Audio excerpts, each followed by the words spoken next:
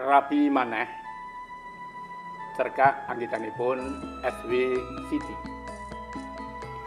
Kang Warna lungguh njegreg ing lincah ngarep omahe.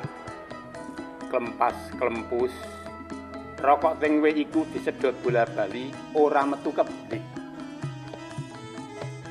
Jabang bayi mati.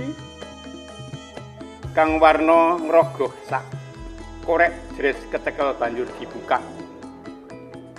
Blai, entek isine. Kang Warna menyat banjur mlebu omah terus tumuju ing pawon. Ing kono ana Ayu Warna lagi ubek ngulek bumbu. Kringete dreweran. Sedhela-sedhela kringet iku kausap nganggo lengen klambine kang wis lethek. Kringet ilang nanging raine banjur